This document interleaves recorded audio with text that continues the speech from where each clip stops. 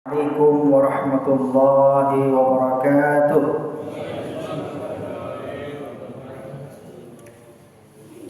Innal hamdalillah nahmaduhu wa nasta'inuhu wa nastaghfiruh wa na'udzu billahi min shururi anfusina wa min sayyiati a'malina man yahdihillahu fala mudilla lahu wa man yudlil fala hadiya lahu. أشهد أن لا إله إلا الله وحده لا شريك له وأشهد أن محمد رسول الله صلى الله عليه وسلم. اللهم صل وسلم وبارك على نبينا وحبيبنا محمد صلى الله عليه وسلم. أما بعد فيا عباد الله أوصيني وإياكم بتقوى الله وطاعته لعلكم ترحمون. وقد قال الله تعالى في القرآن الكريم: أعوذ بالله من الشيطان الرجيم وتزودوا فإن خير الزاد التقوى واتقوني يا أولي الألباب. Sadaqallahul azim. Ma'asyiral muslimin wa zumratal mu'minin, bapak-bapak, ibu-ibu, para jamaah Masjid Ar-Rahmah yang dicintai dan dirahmati Allah Subhanahu wa taala. Alhamdulillah wa syukurillah, pada pagi hari ini kita bersyukur kepada Allah Subhanahu wa taala. Tuhan yang telah menciptakan kita, telah memberikan kita hidup. Bahkan ada yang sampai hidupnya ratusan tahun. Kesempatan yang diberikan Allah Subhanahu wa taala itu merupakan nikmat yang paling luar biasa. Nikmat yang paling luar biasa. Karena dengan umur kita dapat melaksanakan berbagai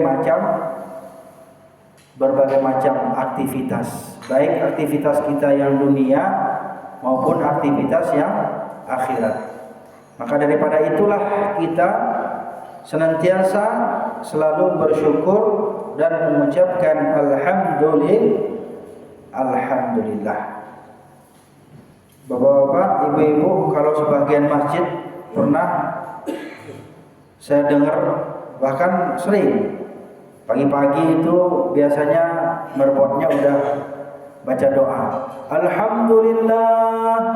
Alhamdulillahilladzi ahyana ba'dama amatana wa ilaihin nusyur. Masya Allah, luar biasa.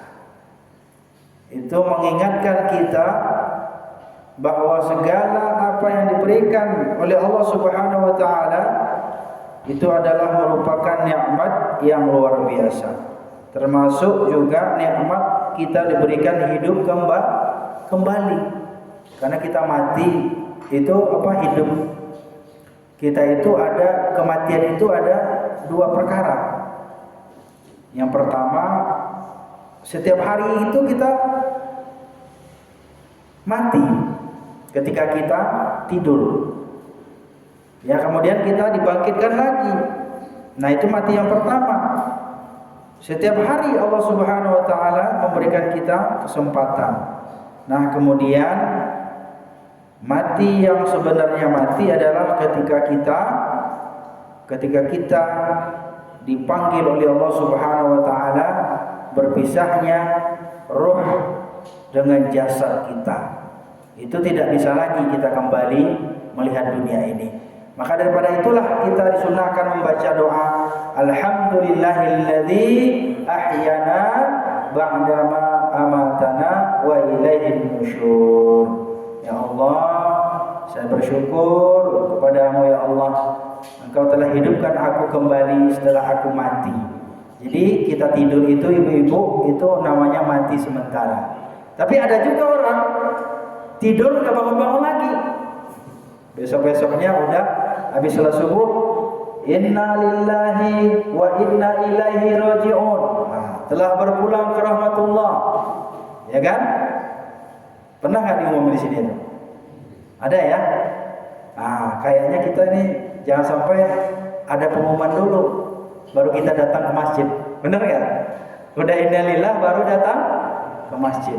Maka yang pertama pesan saya adalah marilah kita bersyukur. Alhamdulillah. Yang saya hormati, yang saya cintai tentunya mukarram wa muhtaram para tetua kami, ya, para hujat, ya, dan tentunya para penasehat, ya, ketua jajaran daripada Yayasan Ar-Rahmah, termasuk juga Masjid Ar-Rahmahnya, ya, terutama juga kepada Ustaz Jumaidi yang telah menghubungi saya, imam kita, masya Allah luar biasa. Dan juga bapak-bapak, ibu-ibu yang mungkin saya tidak sempat sebutkan satu persatu jabatan dan gelarnya. Intinya semua kita di masjid ini adalah hamba Allah, ya, hamba Allah. Kita semuanya sama di mata Allah. Inna akramakum indallah atqakum. Ya, bukan harta yang membuat kita mulia, bukan rumah mewah yang membuat kita diangkat derajatnya, bukan juga karena pangkat dan jabatan kita, bukan juga karena gelar kita, ya, tetapi yang membuat kita mulia di sisi Allah itu adalah karena apa? Karena kita termasuk hamba-hamba yang bertakwa. Itu pesan saya tadi dalam Al-Quran yang telah saya bacakan. A'udzu billahi minasy syaithanir rajim. Bismillahirrahmanirrahim. Wa tazawwadu fa inna khairaz zadit taqwa. Wattaquni ya ulil albab. Kata Allah dalam Al-Quran, wa tazawwadu. Apa pesannya yang pertama? Berbekallah kalian. Nah, ini bekal. Jadi kita di dunia ini sebenarnya adalah dalam rangka mempersiapkan bekal. Fa inna khairaz zadit taqwa, dan sesungguhnya bekal yang terbaik ibu at-taqwa, yaitu adalah takwa. Salah satu cirinya orang yang bertakwa al-khaufu minal jalil, yaitu adalah orang yang memiliki rasa takut kepada Allah Subhanahu wa taala. Selama kita masih beriman kepada Allah, selama kita masih sholat dan datang ke Masjid Ar-Rahmah ini, berarti ya menunjukkan bahwa kita takut kepada Allah. Takut kepada Allah. Kalau takut kepada Allah, maka dekati Allah. Tapi kalau takut kepada hewan, binatang buas, begal, jauhi. Itu bedanya kalau kita takut, ya, dengan makhluk dan takut kepada Khalik atau Allah. Itu kalau Khalik kepada Allah, kita dekati Allah, semakin dekat dengan Allah. Dengan cara apa? Memperbanyak ibadah, sholat dan zikir kita kepada Allah. Nah, ini yang paling pertama. Awwalu ma yuhasabu bihi al-'abdu yaumal qiyamati shalah, kata Rasulullah. Hal yang pertama yang nanti akan ditanya di yaumul qiyamah, bukan karena harta kita, jabatan kita, posisi kita dan pangkat kita di dunia, tetapi adalah as-shalah, as-shalah, as-shalah, adalah salat kita. Salat enggak kita? Setelah salat kita benar enggak salat kita? Ya, di masjid enggak salat kita? Jangan sayang-sayang masjid kita ini udah megah, udah besar, bagus, ya. Yang unik di masjid ini saya lihat itu setiap seginya itu ada pintu, masya Allah. Berarti ini memiliki makna yang sangat luas, bahwa masjid ini terbuka bagi siapapun, hamba-hamba Allah yang ingin mendekatkan diri kepada Allah Subhanahu wa taala, masya Allah. Mudah-mudahan kita semuanya di sini termasuk hamba-hamba Allah yang beriman dan bertakwa. Bapak Ibu, saudara-saudara yang saya hormati dan saya cintai, izinkan pada segmen pertama ini saya ingin menyampaikan tausiah ataupun mungkin mau'izah al-hasanah terkait dengan tema prinsip-prinsip muamalah dalam Islam. Karena qadarullahnya saya adalah sebagai dosen ekonomi Islam, ekonomi syariah. Salah satu hal yang paling pertama ya yang dibahas di dalam ekonomi syariah itu adalah perkara muamalah. Nah, muamalah. Nah, atau kalau dispesifikin lagi itu namanya ada fikih muamalah. Nah, kalau kita muamalah dulu secara umum ya, Bapak Ibu kaum muslimin berbahagia. Terima kasih saya aturkan kepada para jamaah ya, tetua kami, sesepuh kami, Bapak Haji, Ibu Hajah semuanya. Alhamdulillah pada hari ini kita bisa silaturahim. Karena kata Rasulullah, kalau ingin kita berkah umurnya, panjang umurnya, kita silaturahim. Falyasir rahimahu. Nah, ini salah satunya. Alhamdulillah saya bisa silaturahim.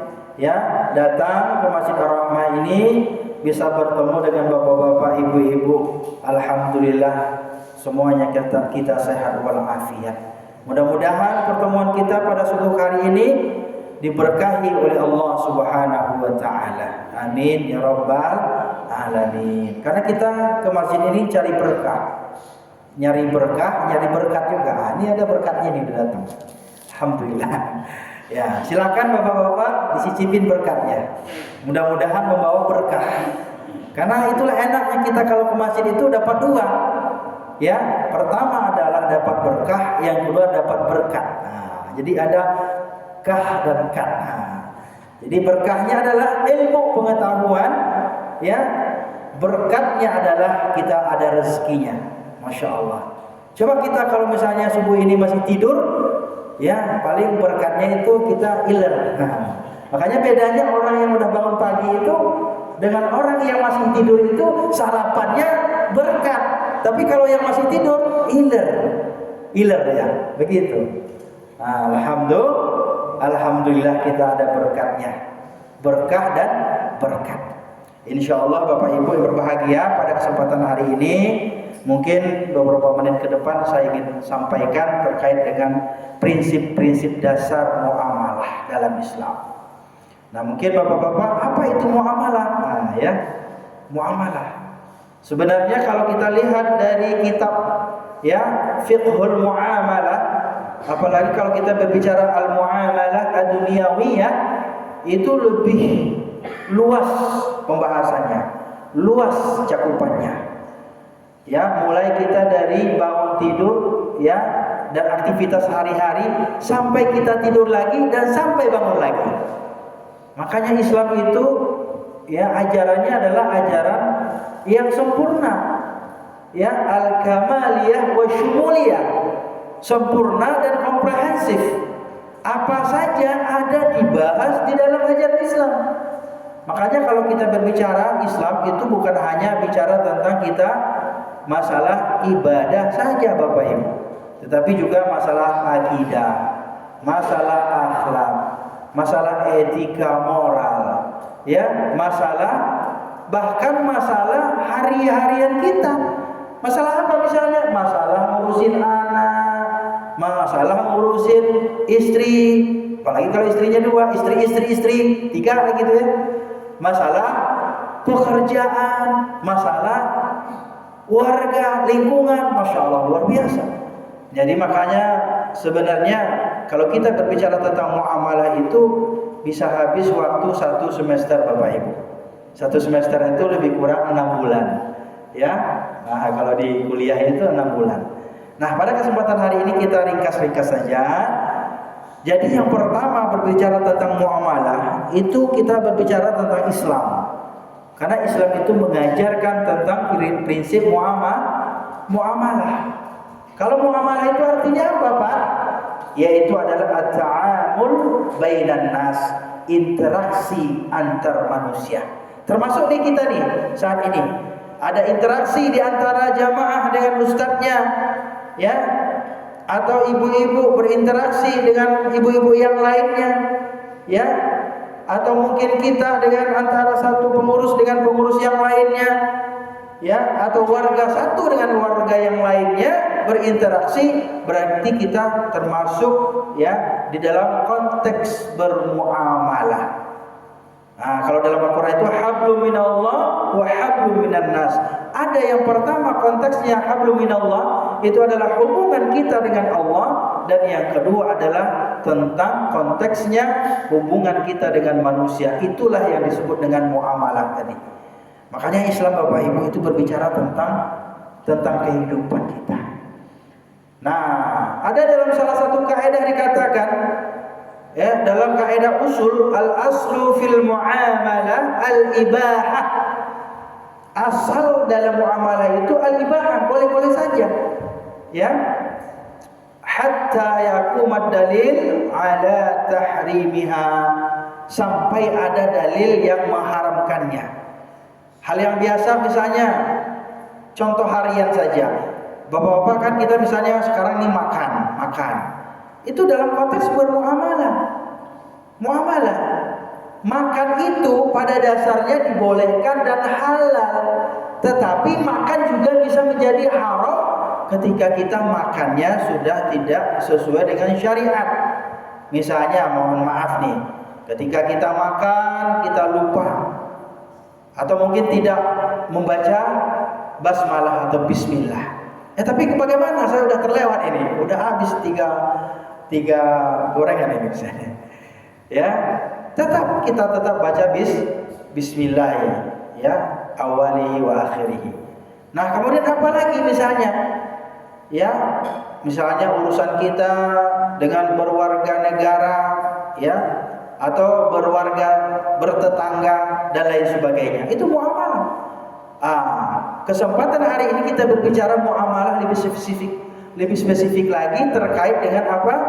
Al-muamalah al-maliyah, yaitu muamalah terkait dengan harta benda.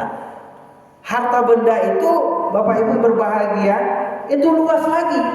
Ada nanti perkara yang halal, haram, makruh, mubah, ya, dan sunnah. Nah, pertanyaannya Bapak Ibu, sekarang itu apa itu harta? Harta nih. Ada yang tahu? Kita semuanya punya harta nih. Ya, tapi bukan yang seperti lagu itu ya. Harta yang paling berharga adalah keluarga. Harta juga sih. Harta itu kan sebenarnya nilai. Apapun yang memiliki nilai yang kita miliki saat ini itu adalah harta. Keluarga kita itu punya nilai nggak? Punya, kan sangat bernilai, ya kan? Nah, berarti harta. Jadi karena itu Bapak Ibu berbahagia, kalau kita lihat dalam konteks fikih muamalahnya atau fiqih muamalahnya, yang pertama adalah prinsipnya ketika kita memiliki harta itu harus memiliki yang namanya etika. Apa itu etika? Etika itu adalah etik, atau dalam bahasa Arabnya atau bahasa istilah dalam Islamnya adalah akhlak. Al-akhlak, ya. Makanya dalam memelihara atau dalam memperoleh harta itu, seseorang yang beriman kepada Allah, dia harus memperhatikan hartanya itu, apakah dia memiliki harta itu dengan cara-cara yang halal atau cara-cara yang haram. Berarti dia kalau memperhatikan hal itu, berarti dia punya etik. Itu etik atau moral. Sekarang kan banyak orang punya harta, yang penting saya punya harta, saya bisa bangun rumah, saya bisa beli mobil, ya kan? Saya bisa menafkahi keluarga, mau halal mau haram itu masa bodoh.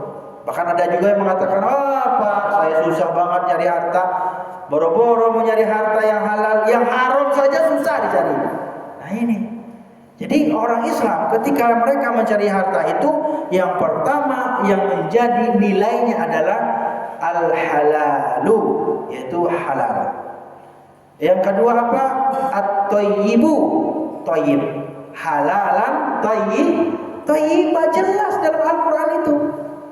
Makanya dalam Al-Qur'an itu dikatakan oleh Allah Subhanahu wa taala, wahai orang-orang beriman, makan dan minumlah kalian dengan apa? Harta yang halal lagi baik. Ada yang halal tapi gak baik, Pak. Misalnya kita udah umur 60 tahun, 70 tahun. Ya, itu dikurangilah yang namanya apa itu? Sop kambing misalnya gitu ya. Ya kan sebenarnya halal. Tapi karena umur kita sudah tidak mumpuni lagi, tidak seperti yang muda-muda, maka kita sudah dibatasi oleh dokter. Nggak baik, tapi halal. Ya, nah inilah salah satu contohnya. Ya misalnya, mohon maaf, mungkin ada sebagian orang yang harus mengurangi lemak atau minyak. Gorengan baik nggak? Halal nggak? Halal. Tapi mungkin karena sebagian yang kolesterol, dia harus mengurangi. Kenapa? Karena takut tidak menjadi baik bagi dirinya. Nah dalam Islam juga begitu, dalam harta juga begitu. Ya, dalam harta. Ya seseorang kepala keluarga yang berjuang, ya untuk mencari nafkah, dia carilah nafkahnya itu, ya nafkah yang halal. Tetapi setelah dia dapat harta yang halal, ternyata dia tidak bisa mengelola harta itu dengan baik, maka harta itu menjadi mubazir misalnya. Maka dalam Islam mubazir itu dilarang. Bahkan orang yang mubazir berlebih-lebihan, ya, maka dia termasuk kepada perkara-perkara yang diharamkan oleh Allah Subhanahu wa taala. Nah, ini prinsip yang pertama. Singkat saja berikutnya. Nah, karena waktu kita terbatas juga, nanti kita sesi tanya jawab jika ada pertanyaan. Yang kedua, prinsipnya adalah ketika kita mencari harta itu, pertama adalah etika, yang kedua adalah al-maslahah. Nah, apa itu Bapak Ibu al-maslahah? Itu adalah kemanfaatan. Al-maslahah bukan hanya maslahat manfaat buat dirinya, tetapi juga maslahat dan manfaat bagi orang lain. Hartanya itu bukan hanya memperkaya diri, tapi juga dapat membantu orang lain. Begitu Pak. Nah ini pertanyaannya, mari kita tanya pada diri kita. Pertanyaannya kita itu, harta kita yang kita dapatkan udah manfaat belum? Dan pertanyaan yang kedua, manfaat buat kita dan manfaat buat orang lain juga enggak? Nah inilah, makanya ketika seseorang sudah memiliki harta, maka diwajibkanlah mereka itu untuk mengeluarkan yang namanya zakat, infak, dan sedekah. Ini prinsip yang kedua dalam memilih harta. Ya, yang pertama tadi etik ditandai dengan halal dan thayyibah. Yang kedua adalah dengan al-maslahah. Ya, dalam Islam itu ada nama al-maslahah ad-daruriyah. Ya, maslahat yang paling penting banget, yang paling urgent banget. Ya, maka ini wajib ada. Makanya dalam rumah tangga, apa al-maslahah ad-daruriyah itu? Salah satunya adalah kita memiliki yang namanya tempat tinggal, Pak. Ngontrak Pak, gak apa-apa ngontrak. Yang penting kita punya tempat tinggal. Yang kedua apa? Yaitu adalah kita bisa memberikan nafkah, ya, kepada keluarga. Al-maslahah berikutnya apa contohnya? Yaitu adalah kita bisa memberikan pakaian, Pak. Pakaian. Makanya ada istilah itu sandang, papan, pangan. Sandang, papan, pangan. Ya, sandang, papan, pangan. Jasad satu lagi. Kalau nggak ada jasad nggak bisa hidup, susah. Ya kan, perlu colokan. Berarti apa? Perlu listrik, kan gitu ya. Nah, masya Allah. Ini banyak sekali, luas. Yang terakhir yang ingin saya sampaikan, ini materi saya ini sebenarnya bisa sampai 2 jam ini. Ya, kalau kita bahas. Yang terakhir itu adalah harta yang kita miliki itu adalah harta yang bisa produktif. Ibu-ibu, kalau di rumah dikasih bapak misalnya uang bulanan itu buat apa saja? Nggak usah ngomong di sini, nanti di rumah dicatat. Buat apa? Misalnya, kalau ada kelebihan misalnya dia nabung, atau misalnya bikin usaha kecil-kecilan, ya, atau mungkin bikin arisan, nggak apa-apa. Yang penting nanti hartanya itu bisa produktif. Dengan cara nabung bisa nggak kita produktif? Bisa, ya kan? Bisa. Misalnya nabung deposito syariah. Nah, deposito syariah itu kita investasi, atau mungkin ibu-ibu karena suka emas, ibu-ibu belikan emas. Sekarang 1 gram itu berapa ya? 2,5 ya? Udah mahal banget ya? Nah, itu investasi. Ya, misalnya nabung 1 bulan itu bisa 100.000 misalnya. Alhamdulillah ya, amin. Nah, 1 bulan kalau udah 1 tahun berapa tuh? 1.200.000 misalnya. Nah, 1.200.000 sudah bisa belum dibelikan emas? Udah bisa. Dapatnya berapa ya? Nggak ada masalah ya kan? Yang penting 1 tahun kita udah bisa produktif. Pada hakikatnya harta itu harus produktif, Pak. Kalau konsumtif kita habis, berapapun harta kita habis, nggak jelas. Yang ujung-ujungnya cuma di sektor ke WC. Jadi produktif. Nah inilah mungkin barangkali sebagai pembuka ya, waktunya 20 menitan ya untuk kita ya membuka dari wawasan kita terkait dengan masalah prinsip muamalah kaitan dengan cara kita memperoleh harta dalam Islam. Ya, ini segmen-segmen berikutnya sebenarnya panjang ya, apalagi nanti ya berbicara tentang masalah ya akad jual beli ya. Nah, itu luar biasa, banyak banget. Hutang piutang ya, Masya Allah, gadai, luar biasa itu. Ya, banyak sekali. Karena muamalah itu mencakup segala aspek kehidupan manusia. Ya, itu yang saya sampaikan tadi. Perkara apapun yang kita lakukan, yang kita jalani dalam kehidupan kita ini, itu sudah diatur di dalam Islam. Bahkan bapak-bapak, ibu-ibu, cara makan saja kita diatur, cara tidur saja kita diatur dalam Islam. Bahkan kita cara masuk WC kamar mandi juga diatur oleh Islam. Masya Allah, luar biasa. Ini saja mungkin barangkali tentang bagaimana kita ya memperoleh harta dalam Islam. Karena berbicara, kenapa saya mulai dari harta dalam prinsip muamalah ini? Karena kita semuanya pasti suka harta, pasti suka cuan, ya kan? Pasti kita kalau melakukan apapun, apalagi kerja, pasti kita mikir untung ruginya apa, kan gitu ya. Nah, buat saya apa? Manfaatnya buat saya apa? Nah, inilah pentingnya 3 hal ini. Prinsip yang pertama adalah etika ditandai dengan halal dan baik. Yang kedua adalah al-maslahah, harta kita membawa manfaat, baik manfaatnya buat diri sendiri, keluarga, dan termasuk orang lain. Dan yang ketiga adalah al-manfaat, yaitu adalah produktif harta kita itu. Makanya kalau ibu-ibu bisa nabung, ya bagus, nabung. Ya, investasi bisa, nggak mesti harus investasi saham juga, gitu ya. Nah, bapak-bapak apalagi, insya Allah mudah-mudahan harta yang dititipkan Allah kepada kita menjadi barokah, insya Allah. Itu saja barangkali sebagai pembuka diskusi kita pada pagi hari ini. Mudah-mudahan ya Allah Subhanahu wa taala memberkahi segala apa yang telah diberikan kepada kita. Amin ya rabbal alamin. Demikian, kalau ada sesi pertanyaan ya, kalau ada yang mau bertanya ya, atau ada yang mau komentar mungkin gitu ya tentang materi ini, silakan. Mungkin juga ada yang bapak-bapak, ibu-ibu yang sudah biasa mendengar atau menyimak materi tentang masalah konsep harta dalam Islam. Ya, silakan Pak Haji. Terima kasih tadi dijelaskan artinya yang amalan, harta yang halalan dan toy. Ya.